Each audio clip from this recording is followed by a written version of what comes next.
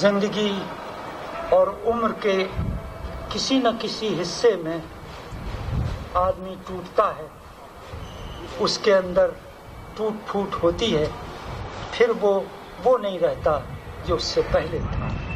اس کیفیت کو بیان کیا ہے۔ ایک بزرگ جو کانپور سے آئے تھے، وہ جب ٹوٹتے ہیں تو کیا کیفیت ہوتی ہے، وہ سوچ بھی نہیں سکتے تھے۔ دیکھیے ٹوٹنے کی کیفیتیں ہیں، وہ سوچ بھی نہیں سکتے تھے کہ آدمی اندر سے ٹوٹ بھی سکتا ہے اور یوں ٹوٹتا ہے، اور جب ٹوٹتا ہے تو اپنوں بیگانوں سے، حد یہ کہ اپنے سب سے بڑے دشمن سے بھی صلح کر لیتا ہے، یعنی اپنے آپ سے۔ اسی منزل پر بصیرتوں کا نزول ہوتا ہے، دانش و بینش کے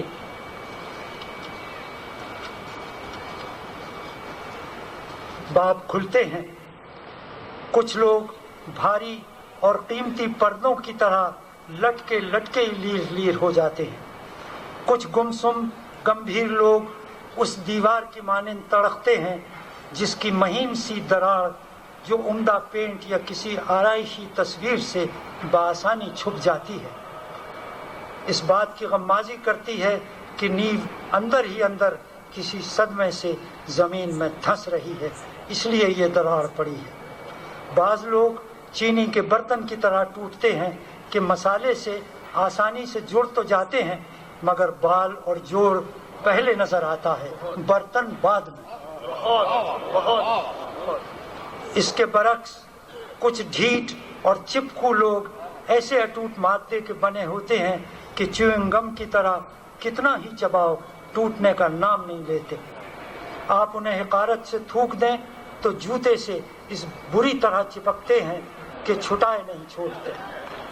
یہ چیونگ گم لوگ خود آدمی نہیں پر آدم شناس ہیں، یہ کامیاب و کامران و کامگار لوگ ہیں، یہ وہ ہیں جنہوں نے انسان کو دیکھا، پرکھا اور برتا ہے، اور جب اسے کھوٹا پایا تو خود بھی کھوٹے ہو گئے۔ وقت کی اٹھتی موج نے اپنے حباب کا تاج ان کے سر پہ رکھا اور ساعت گزرا نے اپنے تخت رواں پہ بٹھایا۔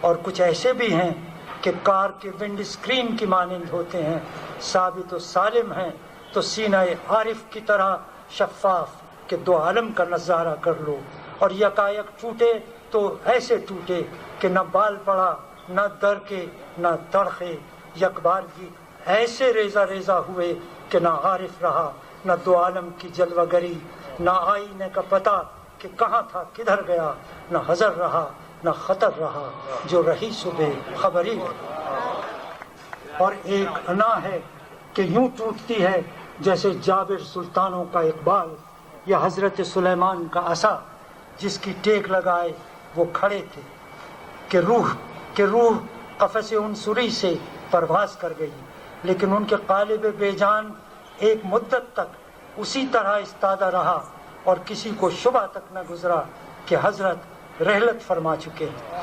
وہ اسی طرح بے روح کھڑے رہے اس ٹیک کے سہارے، اور ان کے اقبال اور روب و دبدبے سے کاروبار سلطنت حسب معمول چلتا رہا۔ ادھر عصا کو دھیرے دھیرے گھن اندر ہی اندر سے کھاتا رہا، یہاں تک کہ ایک دن وہ چٹاخ سے ٹوٹ گیا اور حضرت سلیمان کا جسد خاکی فرش زمین پر آ رہا۔ اس وقت ان کی امت اور ریت پر کھلا کہ وہ دنیا سے پردہ فرما چکے ہیں۔ سو وہ دیمک زدہ عصائے پندار و جلال جس کے بل قبلہ نے بے غل و غش زندگی گزاری تھی، آج شام ٹوٹ گیا اور زیست کرنے کا وہ تنتنا اور ہم سر نگوں ہوا۔ آپ کو اس انداز میں رخصت نہیں کریں گے جس انداز میں آپ نے ان کا استقبال کیا۔ میری گزارش ہے کہ آپ کھڑے ہو کر یوسفی صاحب کی پذیرائی کریں۔ خدا یوسفی صاحب کو تا دیر سلامت رکھے۔ خواتین و حضرات، 23 اگست 1923 کو پیدا ہونے والا یہ روشن ضمیر قلمکار جب تک ہم میں ہے ہم بااعتماد ہیں۔ یہ قلمکار جب نثر سنجیدہ لکھتا ہے तब भी उसके कलम में उतना ही जादू है, उतनी ही अज्ज बयानी है और मौजिज़ बयानी है जितनी वो मिज़ाह निगारी में बयान करता है। ख़वातीन और हज़रात, दुआ करें यूसुफ़ी साहब की सेहत के लिए कि यूसुफ़ी साहब हमारे साथ बार बार यहाँ आते रहें, ऐसी महफिलें हम सजाते रहें।